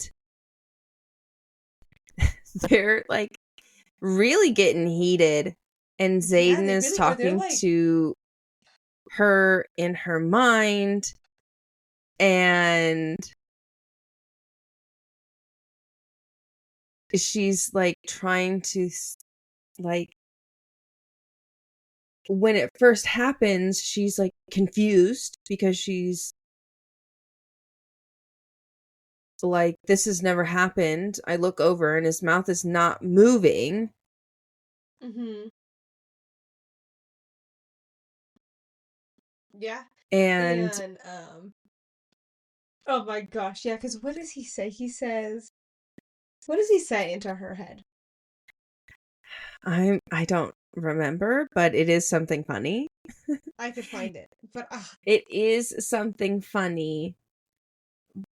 it But is. Okay, you then know what? I will prove you wrong later. Let me check back into this conversation. great, I love that for But I us. do know that I am right. I would love to Actually. see it. Because until you prove Because me I wrong, did I find don't know. because I did find a part that did say, am I a cadet that's never destined to become a writer? Anyway, let But me find when yes, do yes, yes, yes, they yes, yes. anyway?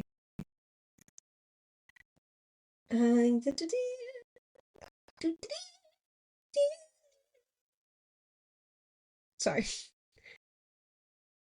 I now have to get back to the chapter. So sorry. I'm getting there. We love that. So Xaden is talking to her in her head and I'm is ready.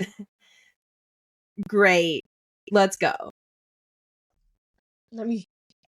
Okay. So, you know, the men are being men. Mm-hmm. And they are arguing over everything because they're men. So then, you know, Violet turns to Xaden, who's sitting next to her, and he ends up like putting his arm over her chair, and she's like, "Don't be a dick." And he says, "You haven't even seen me start to be a dick." But she looks and she's like, "His mouth wasn't moving." And then he is like, "Oh my gosh, he said that in my." So then she's just staring at him baffled. She's like, he said that in my fucking head. What the fuck? His mouth isn't moving. And she said, or then he just keeps looking at her and is like, you're staring. It's gonna get awkward in about 30 seconds if you don't stop. And she's just like, what the actual fuck? How are you doing this?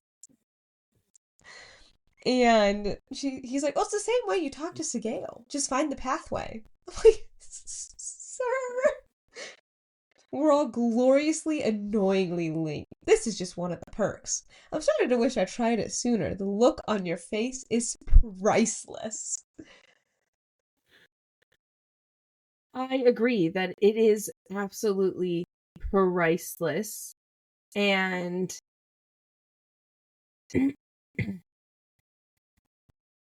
she does say, or I'm sorry, he does say while they're having this small interaction as like they're kind of arguing in her head. Well, she can't argue back, but he's just talking at her in her head. Or maybe this is like a response to what Dane says, like, because I think Dane does question him why he is there, and he said, Yes. And Violet says, well, it was for Sigale. Sigale couldn't stay away from Taryn. And he looks at her, and I believe he says this in her head. Did you ever stop to think that maybe it was me that couldn't stay away from you? Stop. So good. And then Violet like jabs him really hard in his bicep, and then he goes, now, you're gonna give our little communication secret away if you can't keep from being so violent. And he barely restrains a smile, obviously loving that he gets the last word. I love it. But then not only that, is like when Violet was like defending him, Dane's on this other side and is like, of course you would defend him. And then before she even like she's could really like give a full response, Riddick just jumps in and politely asks, well, do you boys just want to whip it out and we can measure it here and now, or can we move on? I love it. I love it so much. I love that Riddick is so...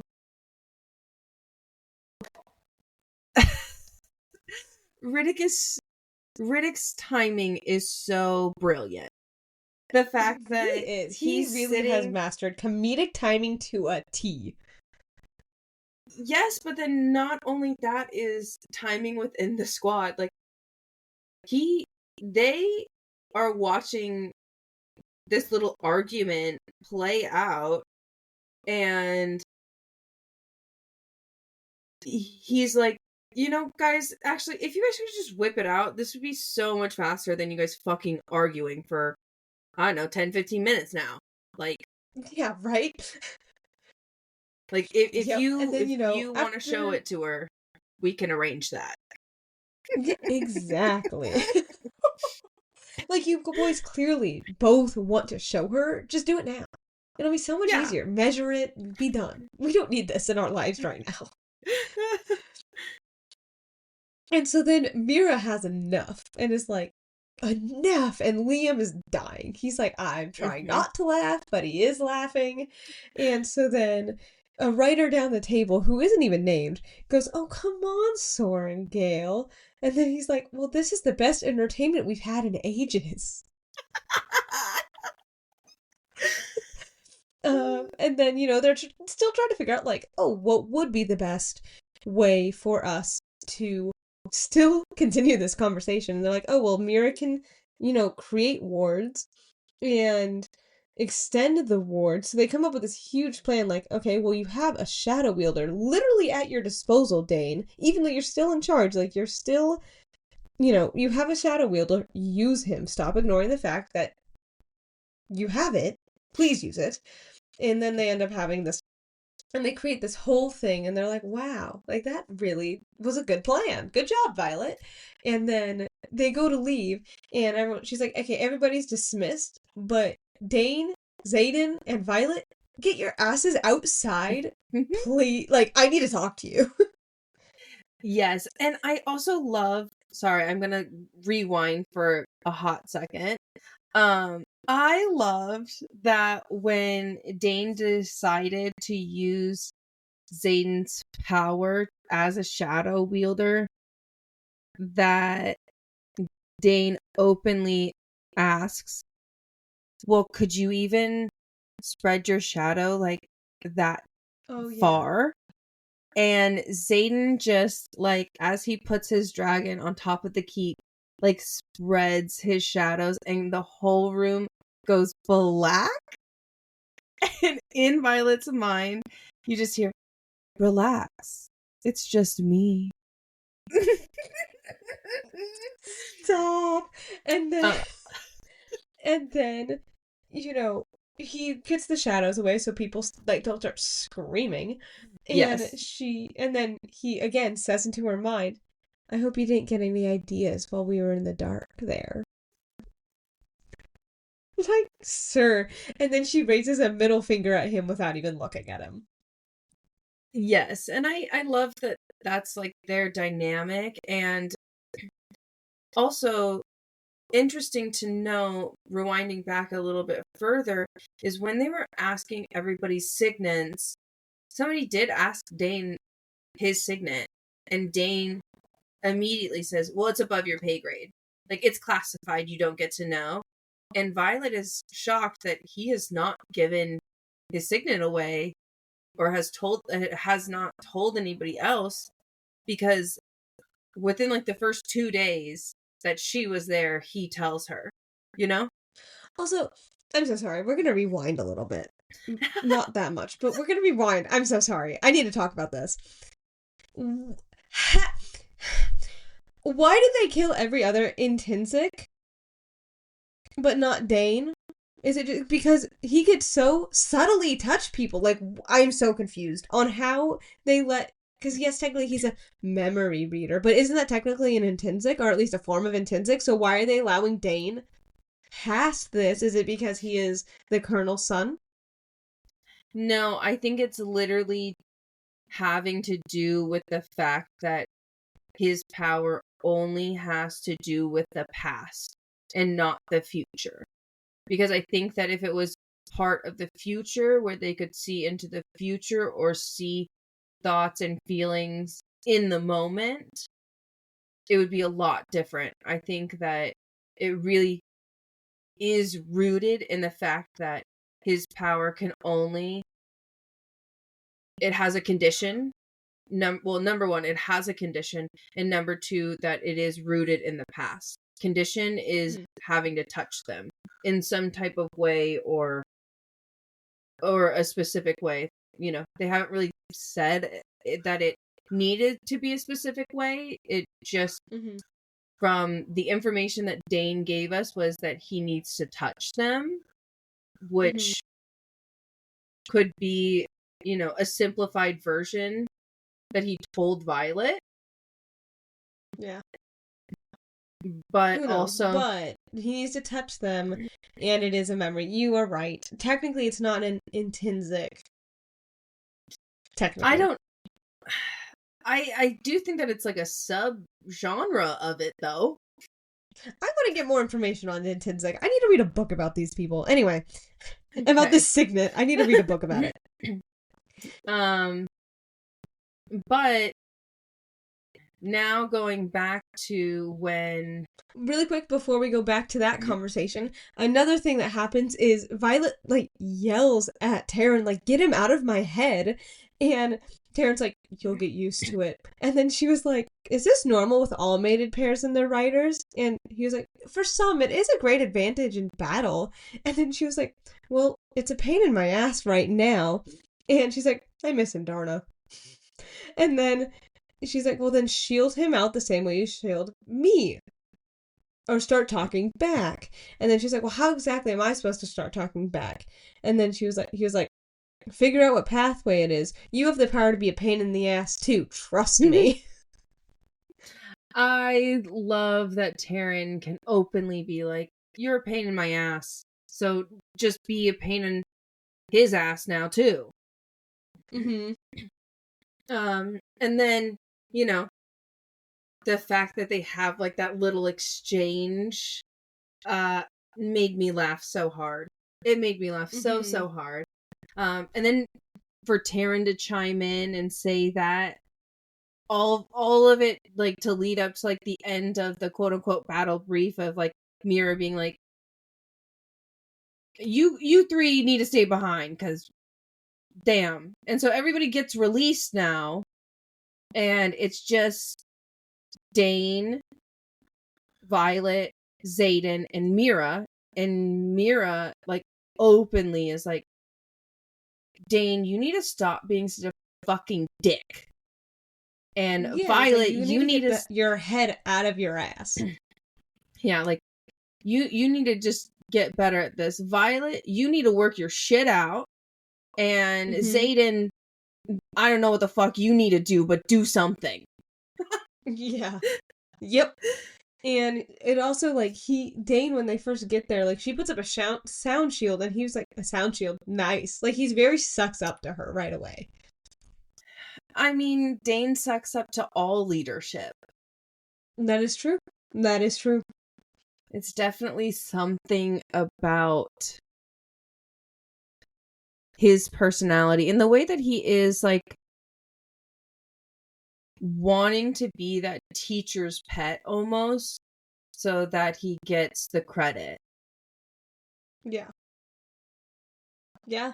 And she openly is like, you're blowing it if you want his job. Like, you're pissed that Violet bonded a dragon. You know that dragons do not consult mere humans. Like, this is out of her control. I would have never sent her to you if I would have known that you would have been this much of a dick. And I'm like, thank you. Thank you. And then he's like, I love oh, that. he's the worst thing for her. And she's like, but this wasn't her choice, man.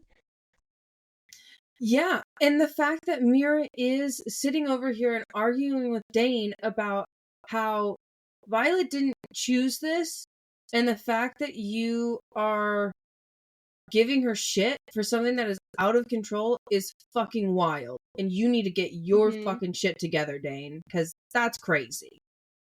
Yeah. Yeah. And then she's like, if I could tell how fucked up your relationship is within like 3 days, how, like, I guarantee you your squad can tell, and it's gonna mess up your entire squad. Like, figure your shit out. Which, yes. And then, she turns. Go ahead. Well, also, like, she turns to Xaden and says, like, Violet needs to, like, train. She needs to get this, like, her shit together so that she can be strong enough to follow you around and do whatever the fuck that she really needs to do. And Xaden needs to get his shit together and tell their dragons that they need to stay, like, further apart. Like, if, like, worst case scenario, they need to do that. Yeah, and then she, is telling, like, oh, like, do you realize why he hates her mother so much? Do you know why kids like him are put on their parapet? And then he's just kind of like, I'm right here. And she's like, yeah, you're kind of hard to miss. And then he's like, you're not listening. I am here. Taryn didn't drag her back to Basgiath. He didn't break down through her shields and pour his emotions into her. He didn't demand she fly across a fucking kingdom. Your sister is still right here. I'm the one who left my post, my position, my executive officer in charge of my wing. She's not missing out on shit. And I kind of love that. I love that he, stands up for himself, but also stands up for her in the sense of, I know what's on the line for her, and I'm not the one messing this up for her. I am giving her every opportunity to stay at her post and to stay in her studies. Yeah. Yeah. And then she, is, and then Violet's like, Mira, we're gonna figure it out. Like, Mira, he's taken every spare minute to train with me on the mat in hopes that I can keep my damn seat without Taryn holding me in place. And then Mira's like, you can't keep your seat? Like, she's baffled at this fact. Yeah, and not only that is, like, she's baffled, but she's upset. She's openly upset about, what do you mean you can't do this? Like, I thought you've been training, you look so much stronger, so why can't you still do this? Yeah, and then Violet does snap back, like, I'm not you. Like, my joints and muscles, and, that's when she does say, like, like, you look so much stronger, and she's like, my joints and muscles are stronger because Imogen makes me lift these horrible weights, but that doesn't fix me. I feel like that was so sad. That was so sad. And there is, like, but that doesn't ... fix me like that. It doesn't fix me like that defeat in the text. Yes, and you feel Violet's defeat in those words when she openly says it. Yes, she is being defensive because her sister's calling her out on her shortcomings, but then not only that is, you kind of see that mentality in Violet, that Violet believes that if she is not strong enough to do things, she is still broken. Like, her mindset of just because I got stronger doesn't mean that that's going to fix me is so telling of what mindset that she's been in her whole life. That she is broken and in pain, and nothing will probably ever be able to fix this. And you can tell that it is heartbreaking for Violet to recognize that, because she also recognizes that her family and everybody else around her wants her to be this strong, invincible person like they have been for her whole life. And they want to see her grow up into this strong, invincible person like them. And she knows, like, hey, like, I can't do things like other people. Like, my joints will dislocate. Like, this is a legit thing. Like, my joints hurt. I have to do things differently. But, you know, she's grown up in that way where it's, I have to do things this way because that's how my mom did it. That's how Brennan did it. That's how Mira did it. That's how Dad did it to an extent, even in the Scribe Project. Yeah, and it's also so hard hitting. I think also for Mira to hear that, to hear, well, I'm not able to keep my seat because I'm not you. I'm like, even though I got stronger, it doesn't fix who I am. And to hear that, probably from Mira's perspective, must have been a large punch in the gut. For that to be, for sure. You know, I don't know how close you are with your sister, but I know that I love their dynamic specifically because they are 3 years apart, I'm assuming. Violet and Mira are. I think so. Yeah. Which is, I don't know that one. Which is the age difference that I have with my older sister, and I know certain things that would not be chill to say, and I definitely think like that is one of them. If you know, to be like, hey, I am not as strong as you have always thought I am. Like, I've always been weak. I will always live in this amount of pain, and I'm so sorry that that's not going to go away for you, and I'm so sorry that it's not going to go away for me. But this extra added pressure that I feel like is put on me to please you and to please our family and, you know, uphold the honor. Sometimes can be a lot, but I know if I were to say that to my sister, I'm sure that she would take that really hard. Yeah. You know, and so it wouldn't probably just hit her super, super hard. And she's like, I didn't mean it that way. But she's like, but there's nothing anybody can do to fix me. Like, not just you, not just Mom. Like, no one can fix me. Like, this is how I am. I could be stronger, but my joints are still going to be shitty. Exactly. But then not only that is like, I'm always going to be breakable. Not even, oh, my joints are going to be shitty, but it's just, I'm always going to be easily breakable is basically what she's saying in this scenario. And I do think that it's nice of Violet to acknowledge that there's nothing anybody can do about the situation. I just am who I am, and now we need to accept this and move on, because I feel like people are still yet to acknowledge that. And as she's kind of saying that, you hear just alarms going off. Like, there's like literal alarm bells going off, because now the outpost is under attack. Yeah, there's a drift of griffins heading that way. Like, Taryn yells it into her mind, and Mira's like, fuck, the wards are down. And, you know, Violet's like, I can help, we can help. And Mira's like, no, if Taryn's using powers to keep your seat, like, you need to get out of here. Exactly. Like, you need to go. And she's like, hey, Xaden, like, if you want me to trust you, get her out of here. Yeah, and then the fact that Violet is so caring, and sometimes, like, I feel like her caring heart gets her in trouble, because as she was just Oh, for sure. acknowledging that she's, like, not strong enough and not doing that, she is fighting, like, tooth and nail to stay with The Mira because entire she time. wants to stay and protect Mira. She's like, well, my dragon is the biggest, so, and my dragon's the fastest, and blah blah blah. And Mira's like, get the fuck out of here, kid. Like, if you literally cannot do these things, get the fuck out of my face and go somewhere safe so that you don't die, so that we have a Mm-hmm. chance not to become only siblings right in front of each other's Yes. eyes. Yeah, literally. And the entire time, like, Zayn was literally dragging her away and Mm-hmm. trying to, like, getting her pack and, like, doing all these things. She's literally fighting the entire time to go back, like, please, like, let me stay. Please, please.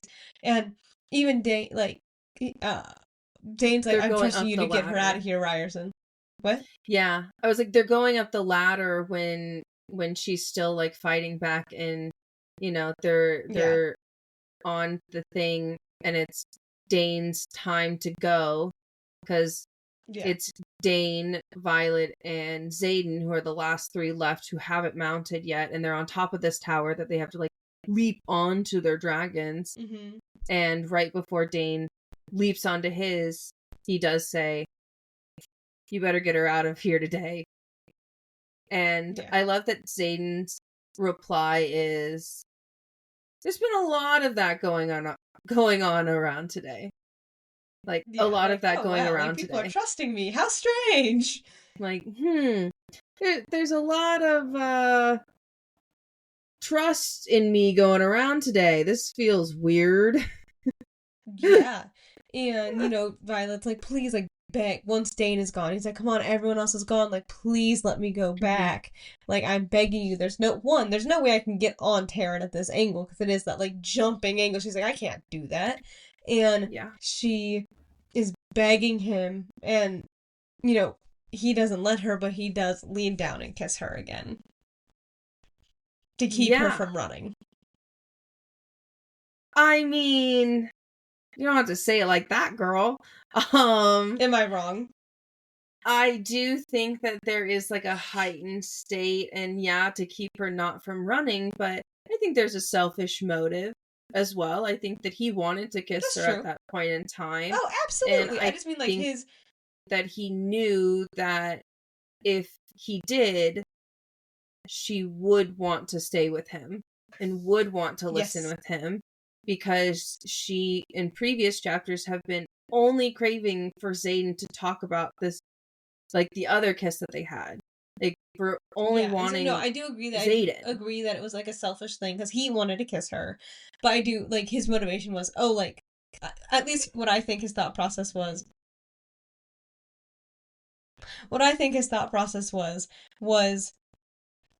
oh she's gonna run, this will like I want to kiss her but this will keep her from going.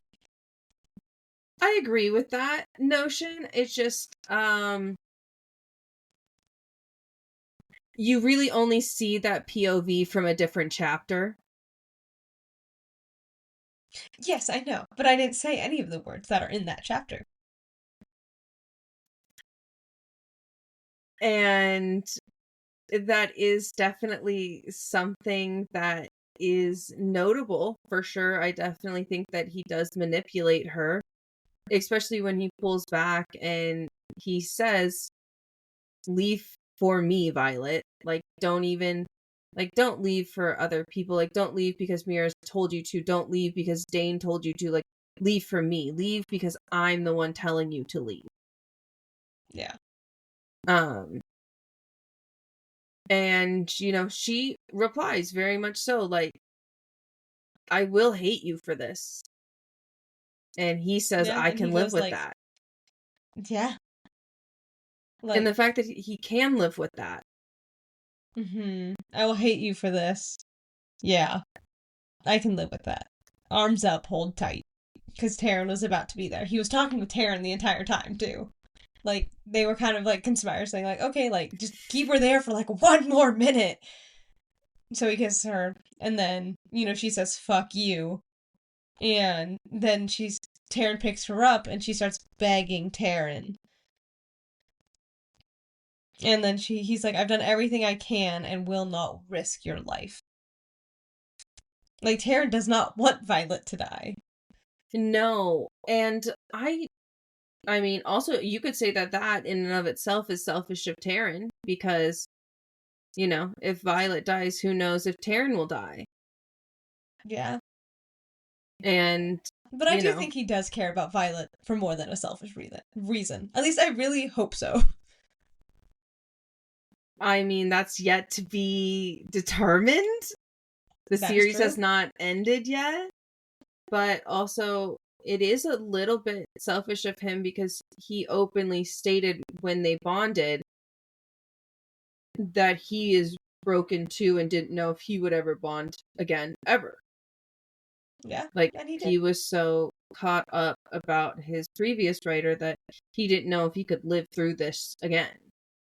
And so, I do think that because Taryn has watched so many humans suffer and die around him, that he does have this inherent need to keep her alive because he doesn't want to go through that. He's tired of death.